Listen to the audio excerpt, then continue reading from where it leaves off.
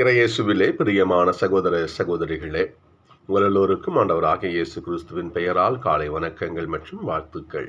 நான் உங்கள் அகஸ்டின் வேதியர்.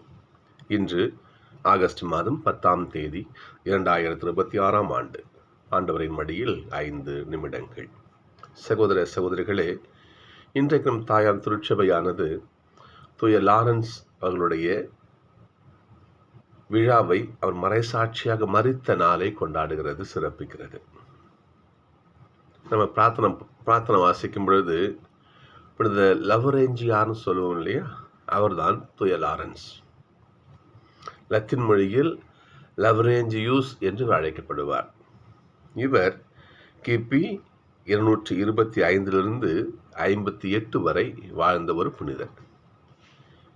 தொடக்க திருச்சபையிலே ரோமை ஆட்சி அந்த ரோமையில் என்ன பண்ணுவாங்கன்னா, திருத்தொண்டர்கள் தான் ஆலய சொத்துக்கள் எல்லாம் பராமரிப்பாங்க. கோயிலுக்கு இருக்கிற அனைத்து சொத்துக்கள் அவங்க பாதுகாப்பில் இருக்கும், அவங்க தான் அதெல்லாம் ஒழுங்கு பண்ணுவாங்க, வச்சுருப்பாங்க. வலேரியூஸ் ராஜாவாக இருந்த காலத்தில் ஒரு சட்டம் போட்டான். இனிமே கோயில் சொத்துக்கள்லாம் அரசருக்கு சொந்தம், அதனால் எல்லா சொத்துக்களையும் ராஜாவிடம் ஒப்படைக்கணும்னு சொல்லி சட்டம் போட்டான்.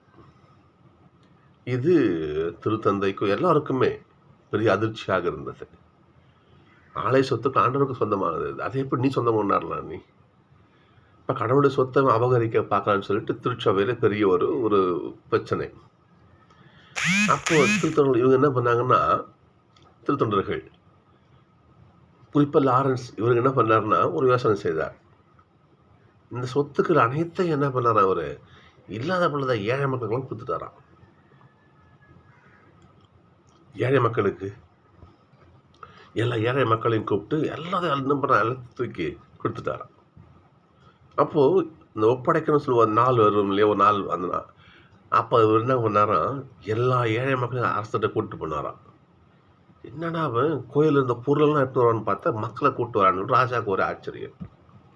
ராஜா கேட்டாராம், என்ன அது யார் இவங்க? அரசரே, இவங்க தான் கடவுளுடைய சொத்துக்கள் என்று சொன்னு லாரன்ஸ் சொன்னாராம். வலேரியனுக்கு பயங்கர கோபம். லாரன்ஸ் என்ன பண்ணாராம், ஒரு இரும்பு பலகையில் போட்டு நெருப்பு மூட்டி அப்படியே உயிரோடு எரித்து கொலை செய்தாராம். இந்த லாரன்ஸ் என்ன பண்ணாராம் பாருங்க பார்ப்போம். பாதி அவர் சாகும் தருவாயில கூட, ராஜா எனக்கு ஒரு பக்கம் வெந்துடுச்சு, இன்னொரு பக்கம் திருப்பி போட்டு என்ன பண்ணுங்க, மறுபடியும் தீ மூட்டுங்க, நல்லா வெந்திருப்பேன் சாப்பிடுங்கன்னு சொன்னாராம். சொர்களே, கடவுளுடைய சொத்துக்களை கடவுளுடைய பிள்ளைகளாக மக்களுக்கு அள்ளி கொடுத்தார் லாரன்ஸ். அப்பேற்பட்ட ஏழையின் பால் அன்பு கொண்டிருந்த அந்த புனிதருடைய விழாவைத்தான் இன்றைக்கு திரு அவை கொண்டாடுகிறது. சொர்களே, இன்றைய வாசகங்கள் அனைத்தும் இதைத்தான் இன்னைக்கு சொல்லுது. இன்னைக்கு ஏழைக்கு மனம் இறங்குங்கள், உங்கள்கிட்ட இருக்கிறத என்ன பண்ணுங்க, ஏழைகளுக்கு கொடுங்க.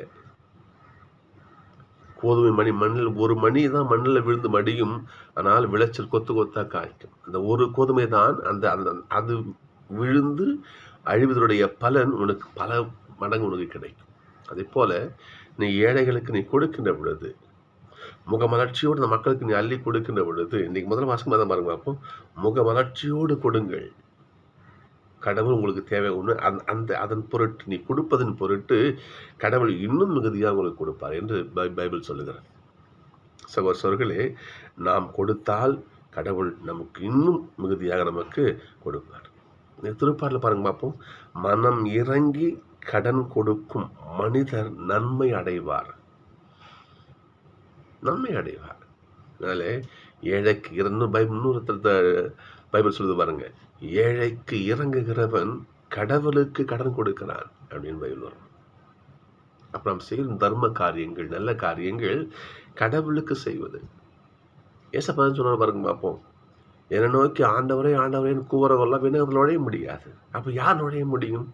என் பொருட்டு ஒரு ஏழைக்கு ஒரு கிணம் தண்ணீர், பச்சை தண்ணி கொடுத்தாலும் சரிதான், அது உனக்கு மிகுந்த பலனை கொடுக்கும், ஆசீர்வாதத்தை கொடுக்கும்னு ஏசப்பா சொல்றார். சகோதரர்களே, ஏழைக்கு இறங்குவோம். லாரன்ஸை போல ஏழைக்கு இறங்கினால் அதனால் கடவுள் தரும் ஆசீர்வாதம் மிகப்பெரியது. கடவுளுக்கு கடன் கொடுக்கிற கடவுள் கடங்கான பாருங்க. அப்போ கடவுள் யாருக்கும் கடங்காரனா இருக்க மாட்டார். ஏழைக்கு இறங்கினால் அதன் பலன் நிச்சயம் நம்மை வந்து சேரும். எனவே ஏழைக்கு இறங்கும் பிள்ளைகளாக இந்த உலகத்திலே வாழ ஆண்டவரிடத்தில் ஜெபிப்போம். அதற்கான ஆசீர்வாதத்தை கேட்போம். நாளை சந்திப்போம்.